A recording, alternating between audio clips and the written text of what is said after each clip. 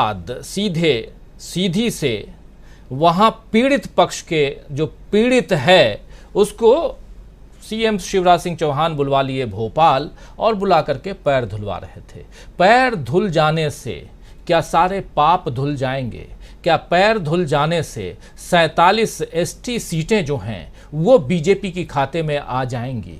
एक बड़ा सवाल है। इस सवाल का जवाब ढूंढने की कोशिश करते हैं डॉक्टर प्रकाश हिंदुस्तानी जी के ज़रिए, क्योंकि वो खुद मध्य प्रदेश में हैं और वहाँ जो कुछ चल रहा है और वहाँ के अलावा महाराष्ट्र पर भी आपकी नज़रें टिकी हुई हैं ही और दिल्ली में भी आप देख ही रहे हैं। आपसे समझना चाहता हूँ किस रूप में आप देखते हैं डॉक्टर प्रकाश हिंदुस्तानी जी?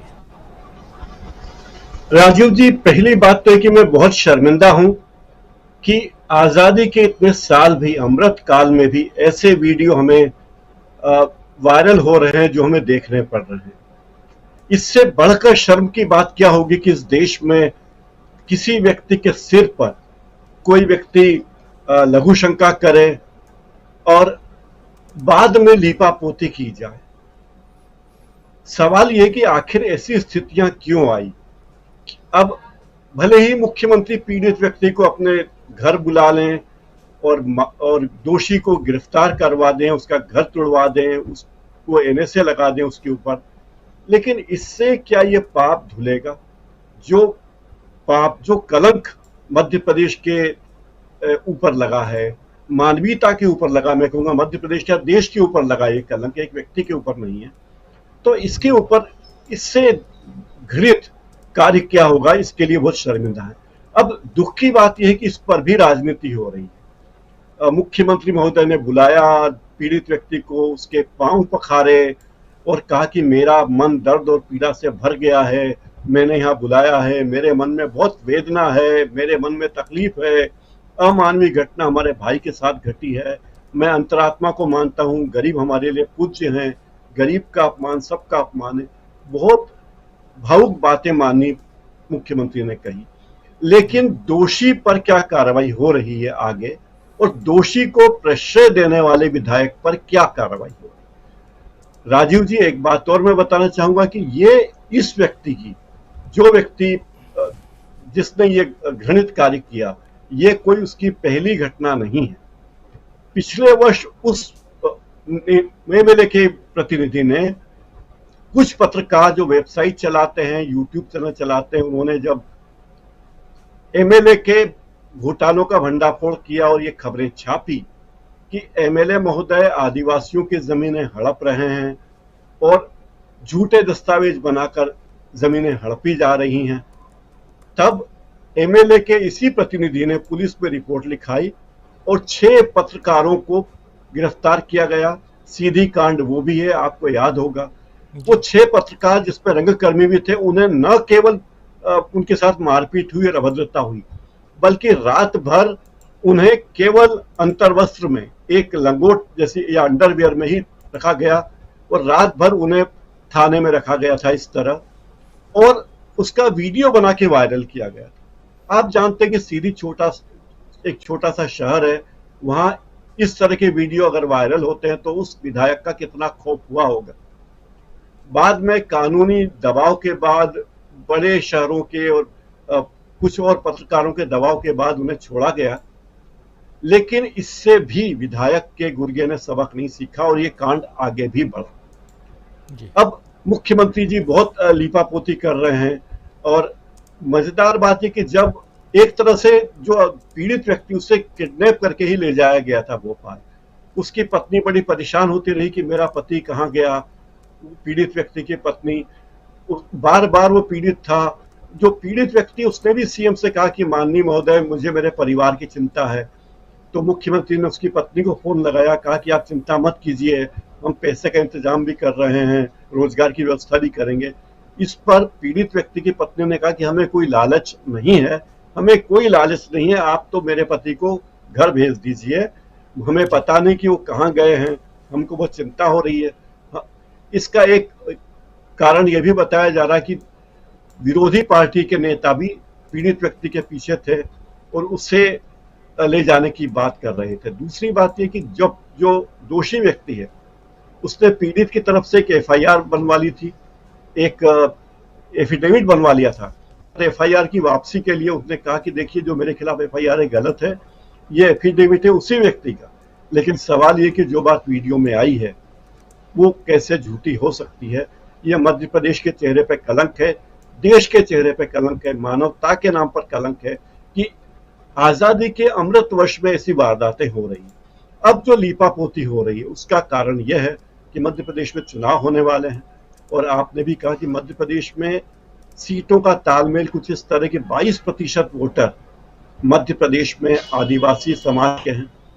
ये लोग तय करते हैं कि किसकी जीत होगी, किसकी सरकार बने।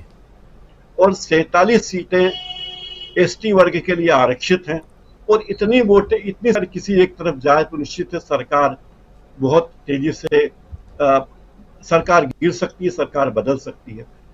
आदिवासी मतदाता, एसटी मतदाताओं की संख्या 2 करोड़ है। आप अंदाज लगा सकते हैं कितना बड़ा वर्ग है ये। तो दोनों ही वर्ग दोनों ही पार्टियां इन्हें अपनी तरफ करने के लिए लगी हुई हैं। शिवराज सिंह चौहान जी रोज नई नई घोषणाएं करते हैं कि आदिवासियों के लिए हमें नया नया ये योजना बनाया है, ये योजना बनाई है। और अभी 100 करोड़ रुपए का एक प्रोजेक्ट लेकर आ रहे हैं, वो भी एक इवेंट है जो मध्य प्रदेश में किया जा रहा है। तो कुल मिला के मध्य प्रदेश में जो कुछ हुआ शर्मिंदगी वाली बात है। पूरे देश में मध्य प्रदेश का नाम अगर इस तरह आए तो न मानवता उसमें सम्मानित होती है, न देश सम्मानित होता है। दुख की बात है कि दोषी व्यक्ति को प्रश्रय देने वाले के खिलाफ न तो गृह मंत्री ने कोई बात कही है, न मुख्यमंत्री ने कोई बात कही। अगर ये कहा जाए कि इस व्यक्ति को जो प्रश्रय दे रहा था हम उस पर भी कार्रवाई करेंगे, हम उसकी भी जांच करेंगे और ऐसे व्यक्ति को भविष्य में हमारी पार्टी का टिकट नहीं देंगे, ऐसा अगर शिवराज सिंह चौहान या बीजेपी के कोई नेता बोलते तो कोई बात थी।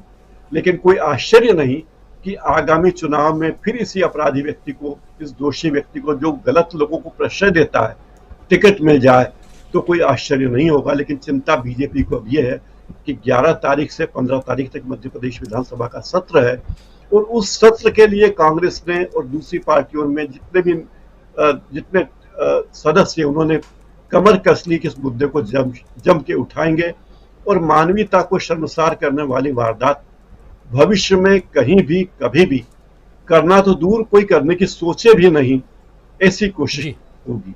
राजीव जी। जी बिल्कुल बिल्कुल, हमारे साथ जुड़ गए हैं प्रशांत टंडन जी, वरिष्ठ पत्रकार हमारे साथ ही। आपका स्वागत करता हूं प्रशांत जी और सीधे आपके पास आना चाहता हूं। प्रशांत जी, हम लिख रहे हैं देश की सियासत में कुछ बड़ा होने वाला है।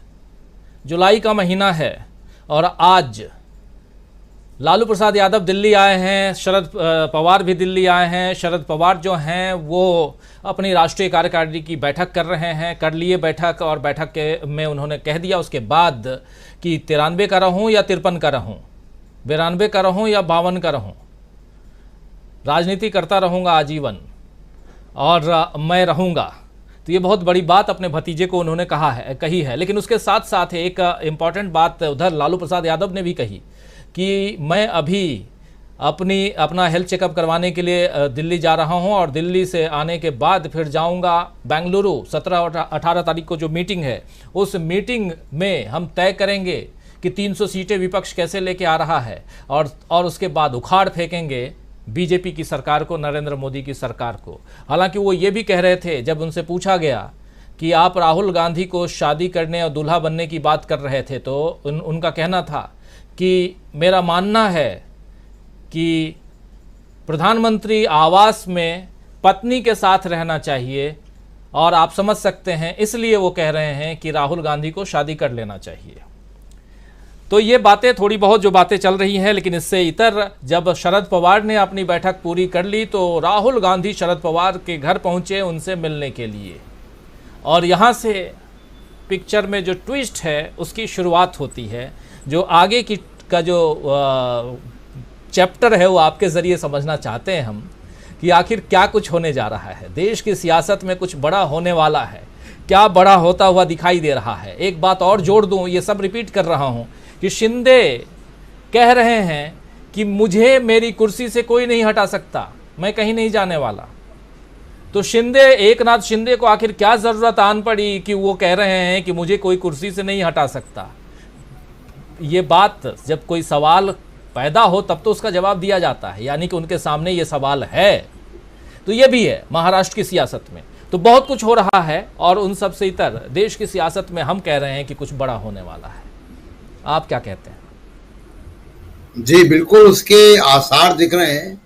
आज काफी तेजी से पहिया घूमा है और विपक्षी खेमे में खासकर, और दो तीन चीजें बहुत बड़ी हुई हैं आज। एक, कन्हैया कुमार, ये खबर छोटी खबर नहीं है। कन्हैया कुमार जो JNU-SU के प्रेसिडेंट रहे हैं और भारत जोड़ो यात्रा में वो पूरा लगातार रहे हैं। जो मुझे जानकारी है राजीव जी, कि राहुल गांधी के बाद किसी की डिमांड होती थी वहां पे भारत जोड़ो यात्रा में प्रेसिडेंट वो स्पीच की या इंटरव्यूज की मीडिया के द्वारा, तो वो कन्हैया कुमार के लिए होती थी। और कन्हैया कुमार अब NSUI के प्रेसिडेंट बनाए गए हैं। छात्रों का बहुत बड़ा योगदान होगा अगले आने वाले चुनावों में,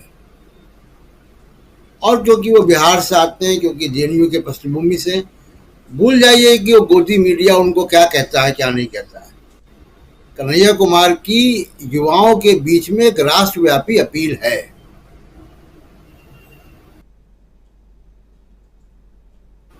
तो केवल गोदी मीडिया के दर्शकों तक सीमित नहीं है, या एंकरों तक। दर्शक को फिर भी मैं अलग मानूंगा। तो पर्दे के पीछे ना रखे छुपाकर, कन्हैया कुमार को अब एक्सपोज होने दें जनता के बीच में, छात्रों के बीच में। और मुझे लगता है कन्हैया कुमार के तजुर्बे के आधार पर कह सकता हूं कि छात्रों के बीच वो काफ़ी एक आंदोलन और गतिविधियां करेंगे। अच्छे वक्ता तो ही हैं जी। राजस्थान जहां 25 में से 25 सीटें NDA के पास चली गई पिछले लोकसभा में, वहां पे पार्टी का एक होना, और जिस तरीके से सचिन पायलट बोल रहे थे, आप सुना रहे थे, मैं सुन रहा था, उससे लगता है कि राजस्थान में भी इस बार कांग्रेस कुछ काफी बेहतर करने की उम्मीद मुझे लगती है, क्योंकि वहां पार्टी की यूनिटी काफी जो है वो पिछले कुछ सालों से सचिन पायलट की वजह से विवादों में थी। तीसरी चीज की पवार का मामला, पवार साहब ने जो कहा, और ये एकनाथ शिंदे क्यों कह रहे हैं, मुंबई के तमाम सारे मीडिया सर्किल में, और आज के सामना अखबार में जो शिवसेना का अखबार है उसने इसको छापा भी है कि वो गायब हो गए थे। वो कहीं दिल्ली आए थे, और दिल्ली आने के बाद वो बहुत नाराज थे, और कुछ हुआ है भीतर खाने जिसकी वजह से वो नाराज थे, और जिसकी वजह से उनको ये कहना पड़ रहा है कि उनकी कुर्सी अभी जो है बची हुई है। तो महाराष्ट्र से बहुत इंपॉर्टेंट संदेश देखिए राजीव जी ये आ रहा है। अच्छी बात ये हुई है कि महाराष्ट्र ने उद्धव ठाकरे की बहुत स्टेबल सरकार देखी है इसी विधानसभा ने, और जिसमें कि लोगों के जन कल्याण के फैसले हुए। एक मुख्यमंत्री बहुत शालीन तरीके से जनता से मिलते थे, वो फेसबुक से भी इंटरेक्ट करते थे, और उसके बाद जब से एकनाथ शिंदे बने हैं तो आप देखिए कि वो स्टेबल चीफ मिनिस्टर नहीं बन पाए हैं। कुछ ना कुछ वहां हो रहा है, कोई ना कोई तोड़फोड़, कुछ ना कुछ कोई ऐसी घटना हो रही है कि उनकी सरकार को आप स्टेबल गवर्नमेंट नहीं मान सकते। काफी लंबे समय तक वो कैबिनेट का विस्तार भी नहीं कर पाए थे। तो महाराष्ट्र की जनता ने दो चीजें देख ली हैं, एक उद्धव ठाकरे की स्टेबल सरकार, और दूसरा एकनाथ शिंदे के समय के ये राजनीतिक भूचाल जो थोड़े थोड़े समय पर होते रहते हैं। अब जनता इसका फैसला करेगी कि वो दो शिवसेना में वो कौन सी एक शिवसेना है जो जनता अप्रूव करती है, ये कौन दो एनसीपी में कौन सी एनसीपी है जिसके साथ जनता खड़ी हो। शरद पवार, जैसा कि मैं पहले भी कह चुका हूं, कल भी आपके चर्चा में, कि बहुत होशियार नेता माने जाते हैं और उन्होंने कभी भी बीजेपी के साथ गठबंधन नहीं किया। अजित पवार अपने दम पे कभी भी जनता के बीच जाकर कोई बड़ा मैंडेट नहीं ला पाए हैं। अब वो जब जाएंगे जनता के बीच में, तो वो बीजेपी की बी टीम के बिल्ले के साथ जाएंगे, उसके उस टैग के साथ जाएंगे। तो जो परंपरागत वोट बैंक है एनसीपी का, जो सेकुलर और समाजवादी और संविधानवाद के इर्द गिर्द है और किसानों के साथ है, उस वोट बैंक में वो कितना असर डाल पाएंगे ये तो हम चुनाव में देखेंगे। लेकिन अभी मैं कह सकता हूं कि शरद पवार ने अगर ये गलती नहीं की कभी, तमाम अपनी गुगलियों के बीच बावजूद, तो वो इसी वोट बैंक के जरिए, इस कंस्टिट्यूंसी के जरिए जिसमें अब ये प्रयोग कर रहे हैं, और ये प्रयोग करने के लिए समय उनके पास नहीं है। तीसरी एक इम्पॉर्टेंट चीज देखिए, जो सिद्धि कांड की बात आप कर रहे थे, सिद्धि कांड में भी एक पेच है। अभी हम लोग चर्चा कर रहे थे और डॉक्टर प्रकाश हिंदुस्तानी बता रहे थे काफी विस्तार से, नरोत्तम मिश्र जो गृह मंत्री हैं, उन्होंने नान नुकुर की थी उसका बुलडोजर भेजने में। वो संदेश गया, तब वो उन्होंने पैर धोने का और कैमरा बुला के ये सारा काम किया है। बड़े मजबूरी में ये सब काम हुए हैं। एक बात देखिए, लालू यादव को भी कल भी हम देख रहे थे, आज भी उनका बयान देखा, बड़ी एनर्जी के साथ वो आए हैं और बहुत डिटर्मिनेशन के साथ। लालू यादव के डिटर्मिनेशन में कभी भी कोई कमी नहीं रही। उनका स्वास्थ्य जरूर साथ नहीं देता कभी कभी, लेकिन अभी वो लग रहा है कि अच्छे स्वस्थ हैं, अपनी पुरानी शैली में वापस आ रहे हैं। और चुनाव तक अगर वो पुरानी शैली में वापस आते हैं तो ये विपक्षी एकता के लिए और विपक्ष के लिए बहुत जो है वो लाभकारी होगा। और एक आखिरी बात देखिए, चुनाव 2-3 बड़े नारों के बीच में ये चुनाव जा रहा है। मोदी जी अभी राज्यों की यात्रा कर रहे हैं, आप बता रहे थे। देखना होगा कि मोदी जी क्या कहते हैं, क्योंकि अभी तक मोदी जी रिएक्ट कर रहे हैं राहुल गांधी जो कह रहे हैं। अब राहुल गांधी ने 2-3 चीजें बड़ी स्पष्ट कर दी हैं। एक, नफरत और मोहब्बत की दुकान, ये बहुत बड़ा चुनावी मुद्दा है। और ये नफरत की बात करके राहुल गांधी एक कितनी बड़ी नई कंस्टिट्यूंसी बना रहे हैं, इसका अंदाज तो हमको चुनाव के समय मिलेगा, जब रिजल्ट आएंगे 2024 के या इन विधानसभाओं के, जिसका कर्नाटक में भी हमने एक दस्तक देखी। नरेंद्र मोदी इसका जवाब क्या देते हैं? मोदी साहब कास्ट सेंसस पे क्या बोलते हैं, जातिवार जनगणना पे, सामाजिक न्याय के मुद्दे पे क्या बोलते हैं, महंगाई और रोजगार पे क्या बोलते हैं? चुनाव इन्हीं नारों के बीच में होने जा रहा है। बाकी चीजें इधर उधर आती रहेंगी। और जो बीजेपी की स्थिति ये हो गई है कि बीजेपी को बार बार एक वो मौसम विभाग जैसे टेस्ट बलून छोड़ता है, उनको टेस्ट बलून छोड़ने पड़ रहे हैं। उत्तर प्रदेश के इलेक्शन के पहले उन्होंने पॉपुलेशन कंट्रोल बिल की बात की थी, निशाना मुसलमान थे। मुसलमानों की तरफ से कोई प्रतिक्रिया नहीं हुई।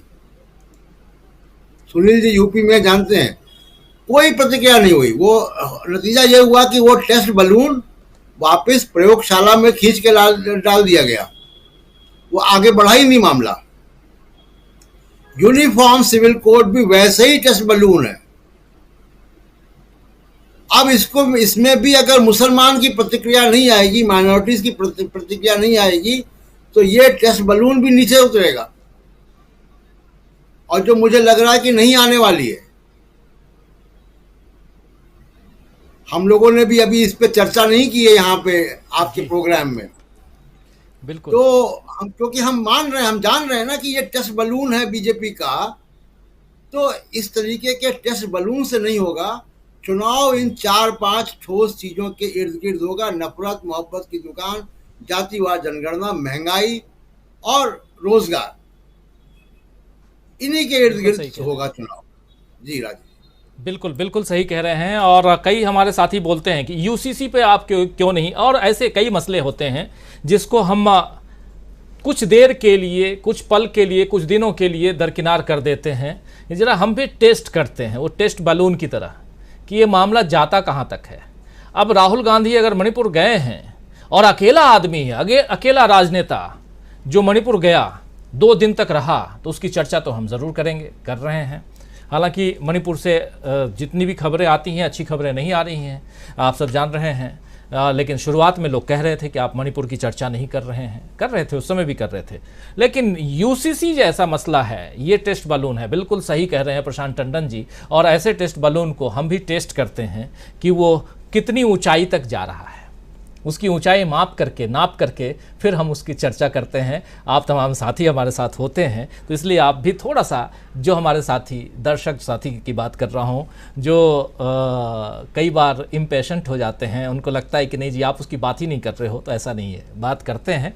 लेकिन यहाँ आप उन चीज़ों को भी समझिए कि किसकी बात होनी चाहिए। यहाँ फालतू की बातें करके और वही उसी यूनिवर्सिटी की तरफ जाओ जिस यूनिवर्सिटी से इस देश का सत्यानाश किया जा रहा है, उस यूनिवर्सिटी में आपको हम क्यों धकेलें।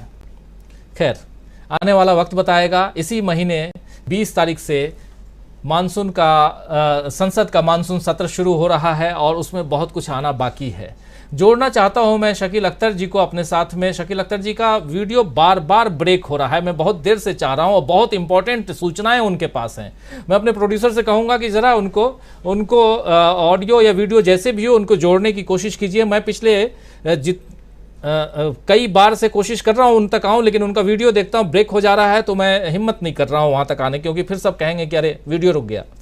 लेकिन एक बार कोशिश करता हूं जरूर। शकील अख्तर जी, मेरी आवाज अगर आप तक आ रही हो तो आपकी आवाज को ही लेते हैं और आपसे समझना चाहता हूं कि दिन भर की गहमा गहमी में, दिल्ली बहुत गर्म रहा आज, दिल्ली में बारिश हो रही है लेकिन गर्मी भी बहुत है।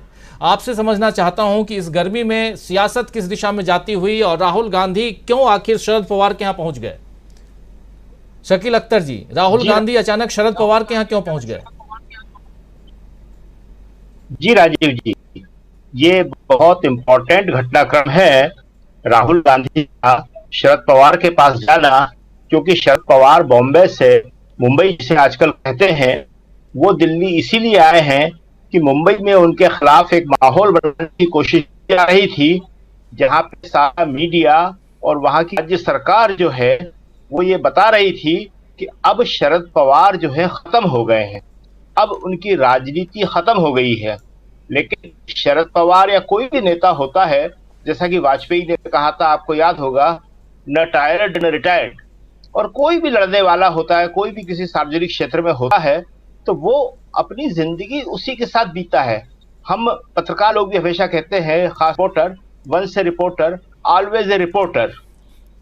तो शरद पवार इसीलिए दिल्ली आए हैं कि वो यहाँ पे आके लोगों से मिलें और उन्हें बताएं कि मैं जो हूं अभी लड़ने के लिए तैयार हूं। और राहुल गांधी उन्हें यही भरोसा देने के लिए गए थे, आपके साथ खड़े हुए हैं।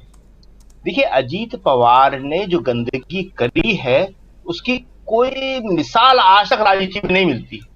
अभी जो उन्होंने कहा तो हमें सुन के हंसी आ रही थी कि वो अपने पिता समान चाचा के लिए ऐसी बातें कर रहे हैं और अपने बेटे का बता, मेरे बेटे ने क्या कहा, और हम पक्का विश्वास है गलत बता रहे हैं कि बेटे ने उनसे ये कहा होगा कि पापा आप दादाजी की बेइज्जती क्यों कर रहे हो?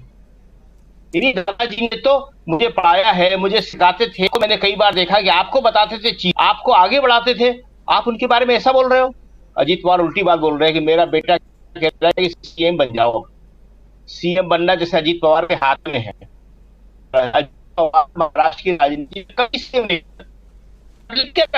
शकील अख्तर जी, आपको रोकूंगा, बहुत इंपॉर्टेंट बातें आप कह रहे हैं, लेकिन आपकी आवाज कट रही है। मैं कहता हूं कि जरा जोड़ लें, आपको सीधे मोबाइल से जोड़ लें, मतलब आवाज आपकी क्लियर आए तो ज्यादा बेहतर होगा। आपको रोक करके आपकी आवाज दोबारा मोबाइल के जरिए लेना चाहता हूं, ज़रा जोड़िए। तब तक आना चाहता हूं सिंह साहब आपके पास। तमाम लोगों की आप बात सुन रहे हैं सिंह साहब, और आपसे समझना चाहता हूं कि राजनीति किस दिशा में जा रही है। एक विश्लेषक होने के नाते आप क्या कुछ देख रहे हैं? सीधी की घटना का कितना असर बीजेपी की राजनीति पर पड़ता हुआ दिखाई दे रहा है? क्या पैर धो लेने से पाप धुल गए और वहाँ की जनता जो है, क्योंकि आप चूंकि ये सब कुछ अपने जीवन में काफ़ी देख चुके हैं, इसलिए भी ये सवाल आपके पास, और साथ साथ ये भी कि इधर शरद पवार का आना, लालू प्रसाद यादव का आना, राहुल गांधी का मिलना, और कल को और उसके साथ साथ कांग्रेस अपने तमाम अलग अलग राज्यों को मजबूत करती हुई दिखाई दे रही है। और आज कांग्रेस ये भी कह रही है कि 2 महीना पहले हम राजस्थान में अपने कैंडिडेट्स की घोषणा कर देंगे, जैसा कर्नाटक में हमने किया था। यानी पूरी तैयारी के साथ राहुल गांधी दिखाई दे रहे हैं और उनका साथ देते हुए दिखाई दे रहे हैं मल्लिकार्जुन खड़गे। और इन सबको अगर क्लब करें एक किताब की तरह, क्या दिखाई देता है फिर? सबसे पहले तो सीधी की घटना पे प्रकाश हिंदुस्तानी जी ने बड़ा सही तरीके से इस घटना का विवरण दिया और इसके क्या असर पड़ा और इसको कैसे इसका डैमेज कंट्रोल करने की कोशिश की गई, इस पर भी बड़ी अच्छी तरह से प्रकाश डाला। मेरी पूरी नौकरी में इस तरह की कोई घटना न हुई है न हमने सुनी है। हाँ, लेकिन जरूर कभी कभी ये सुनते रहे हैं कि पहले मल खिला दिया जाता था, यह कर दिया जाता था।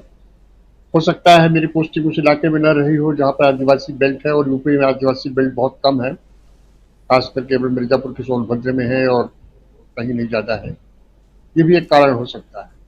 सिंह साहब, लेकिन जिस तरह की घटना, एक सवाल ध्यान आ गया, उसको रख देना चाहता हूँ। ये जो पीठ पे हाथ रखने वाली बात होती है, ये पुलिस वाले पीठ पर हाथ रखते हैं, तो ये क्या कहलाता है? ये जो अभी देखिए ये विजुअल आप देखेंगे, क्योंकि आप पुलिस की नौकरी में रहे पूरे जीवन, इसलिए भी समझना चाहता हूँ। तो बस ये कह दूं कि किस मुलजिम से कैसा बिहेवियर करना है, ये बहुत कुछ उस मुलजिम के राजनीतिक रसूख पर भी तय होता है। हमेशा तय नहीं होता, लेकिन अक्सर राजनीतिक रसूख पर भी तय होता है। जिस विधायक या जिस विधायक के जो भी गुर्गे या जो भी कह लीजिए, जिन्होंने जमीन पर कब्जा किया और जब पत्रकारों ने उनके खुलासा किया, वो वीडियो मैंने देखा था प्रकाश जी जो आप बता रहे थे। उसमें निश्चित रूप से हवालात की फोटो है जिसमें कि 5-6 पत्रकार केवल जो अंडरवियर में बैठे हैं और बड़ी दयनीय स्थिति में बैठे हैं। जब आपकी इतनी हैसियत हो कि आप पूरे प्रेस को, जिले के पूरे प्रेस को ऐसी स्थिति में ला सकते हैं, तो पुलिस का बहुत ज्यादा उस पर वो नहीं रहता, तो वो रसूख के बात रहती है। और मैं समझता हूँ कि चुनाव नहीं नजदीक होता, अगर चुनाव ये पिछले अभी 4-6 महीने में चुनाव नहीं होने वाला होता, तो शायद इसका इतना डैमेज कंट्रोल भी न किया गया होता। मैं ये भी कह सकता हूँ कि अगर ये चुनाव हो, जैसे कर्नाटक की जगह मध्य प्रदेश का चुनाव हो गया होता और ये सरकार रहती और ऐसी घटना होती, तो बिल्कुल से भूल जाते, क्योंकि इसका कोई फॉलो अप होने वाला नहीं। लेकिन अब इनको डर लगा। एक तो मध्य प्रदेश में वैसे भी भाजपा की हालत खराब है, लंबे समय से खराब है। पिछला चुनाव भी भारतीय जनता पार्टी जीती नहीं थी, जीती कांग्रेस से ही थी। इन्होंने ऑपरेशन लोटस और फिर जोड़ तोड़ करके ज्योतिरादित्य सिंधिया को वहां से निकाल के अपनी तरफ लेके इन्होंने सरकार तोड़ा और अपनी सरकार बनाई। तो ऐसी स्थिति में डैमेज कंट्रोल करना उनकी मजबूरी है, तो इसको उनकी सदाशयता न समझी जाए, इससे उनकी मजबूरी समझा जाए।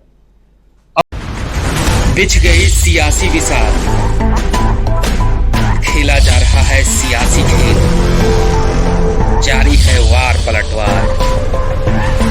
शह और मात के खेल में